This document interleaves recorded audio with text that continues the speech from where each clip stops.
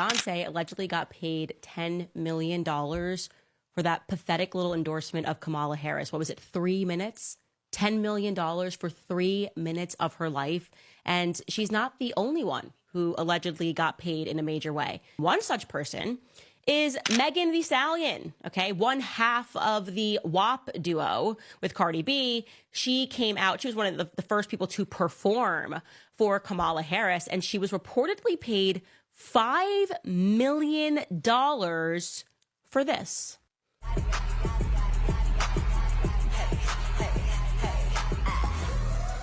I need everybody in the crowd to make some noise for Miss Harris. Make some noise for Miss Harris. Our future president.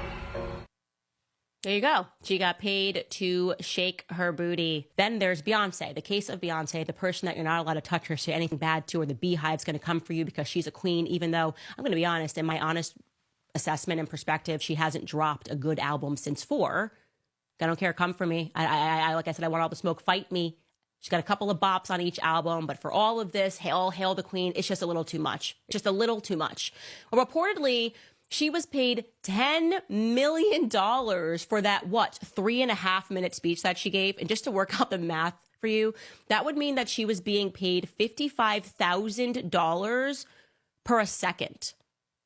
Like, could you imagine just being paid that much per a second for your presence? Really, that makes you bigger than the queen. You're the queen and the king to get paid that amount if it turns out to be true. And I'm just going to jog your memory of the really inauthentic speech that she gave. It's time for America to sing a new song. Our voices sing a chorus of unity. They sing a song of dignity and opportunity. Are y'all ready to add your voice to the new American song? Because I am. So let's do this, ladies and gentlemen. Please give a big, loud Texas welcome to the next President of the United States, Vice President Kamala Harris.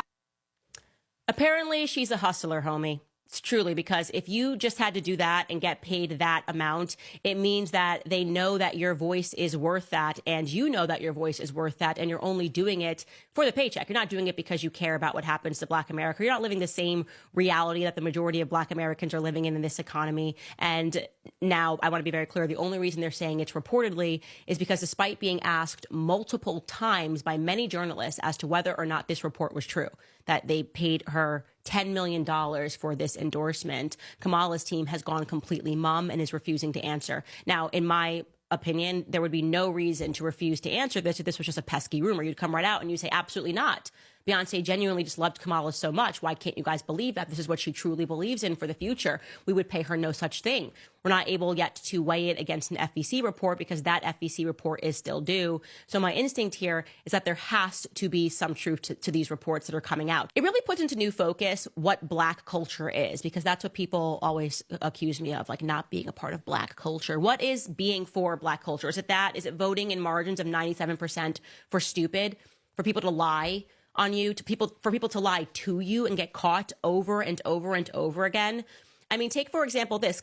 Obviously, notoriously, Cardi B also came out and gave this endorsement more like she read off of a teleprompter and the teleprompter broke, and then somebody handed her a phone so she could read the notes. Whatever you want to say about her, she came out, she spoke, and according to her, I asked her on Twitter earlier today, were you paid for this as well? She says no, she wasn't paid for this, and I actually believe that. I believe that Cardi B came out authentically and supported the Democratic Party, which leads me to ask the question, why? Malcolm X was exactly right when he said that the media is the most powerful entity on earth. It will quite literally have you hating the people that you should be supporting and supporting the people that you should be hating. And there's no greater proof of that than when you look at the metrics of how Black women are voting in this country. When you look at the embarrassment of the fact that they do the exact same thing every 4 years. They don't even try to switch it up. They're even getting the same people after they lied to their faces. They lied to your face, Cardi.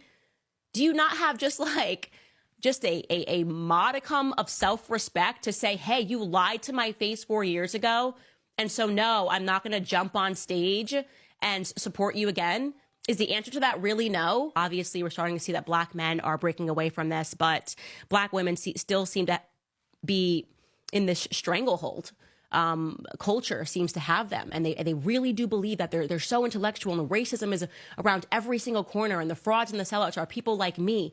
When you're quite literally spending your money to go see in concert every single one of these frauds and sellouts. In fact, you have been so trained that you call these sellouts kings and queens.